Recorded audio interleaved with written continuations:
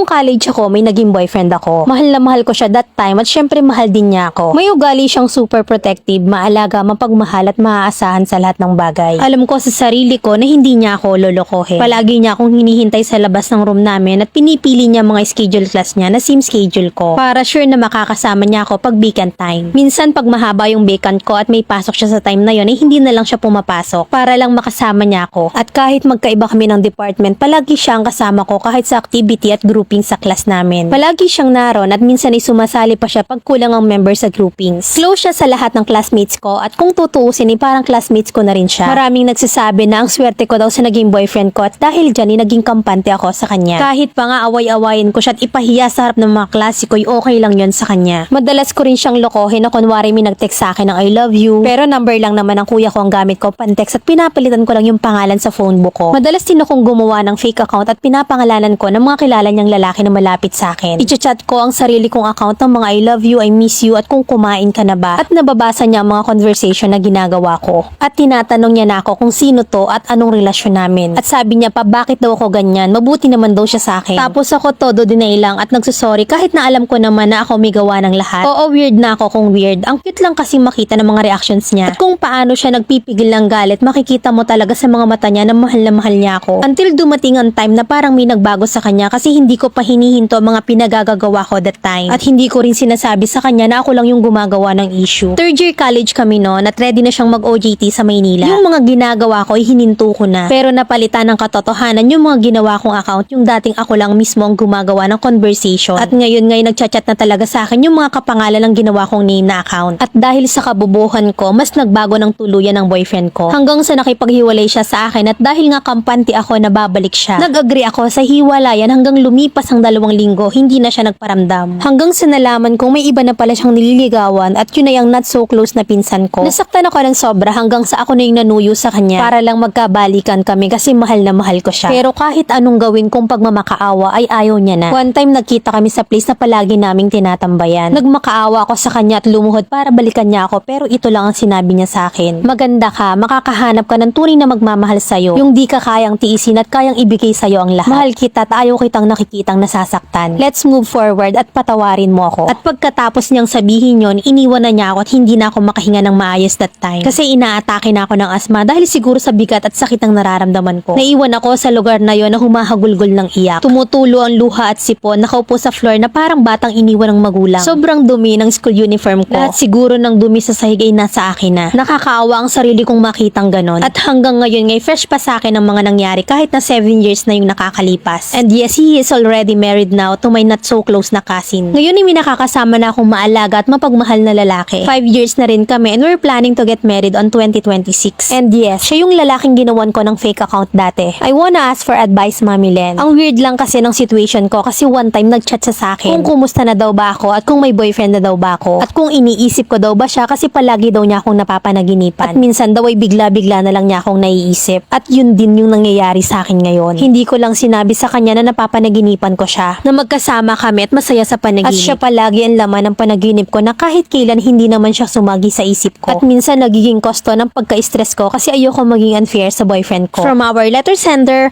Miss ng Cavite. Kasi alam mo pag boyfriend days, masarap sa feeling yung nagsiselo si boyfriend, nagiging overprotective, yung mala knight and shining armor kumbaga. Nakakaganda kasi sa pakiramdam natin mga babae yun. Napakiramdam natin the more ligawin or the more pansinin tayong mga girls, the more na hindi nila tayo bibitawan. Pero yun ay depende sa lalaki. Kasi hindi naman tayo pare-parehong magmahal. Yung iba kasi kapag nakaranas ng ganyan, ang gagawin kesa iwan ako nito, ako na yung mangiiwan. Kesa ako yung iwang luhaan, abay aagahan ko ng mag-move on, diga. At yun ang nangyari sa'yo. Siguro kasi pakiramdam niya anytime pwede kang mawala sa kanya. Kaya in advance na niya na nagkaroon ng malaking pagsisisi sa'yo. Sino ba ng mga tao ang gugustuhin sa pakiramdam na laging may kaagaw, diga? Ang lakas kaya maka-stress and depress sa feelings nun. Ang masaklap nung iniwan ka, hindi mo pala kaya, dun bumawi ang karma. At eto naman yung real talk advice ng Mami Len mo. Bakit kasi nakonta ka pa, may asawa na't kasal na siya? 7 years is long enough para manahimik at maging masaya kayo bot. Napaka-selfish naman niya sa part na kinasal na siya sa cousin mo. Tapos ikokonta ka pa para lang sabihin na napapanaginipan ka niya? O ano naman ngayon ha, anong nais? Advice ko lang sa'yo, stop communicating with him. At wag mong pakaisipin kaya napapanaginipan mo rin eh. Maging fair kayo sa mga present nyo at ang inyong mga chapter ay tapos na. Napaka-unfair sa boyfriend mo na maalaga at mapagmahal. Baka next time hindi na panaginip at bangungot na ang mangyari sa'yo. Be contented at focus sa present mong walang sabit at maalaga. Nagsisi ka na sa kagagahan at kabubuhan mo nun, sabi mo nga. Ano, uulitin mo pa ba? Baka pag nagkahiwalay kayo niyan and then after 7 years, magparamdam sa'yo na binabangungot siya at i-chat ka kung binabangungot ka rin ba.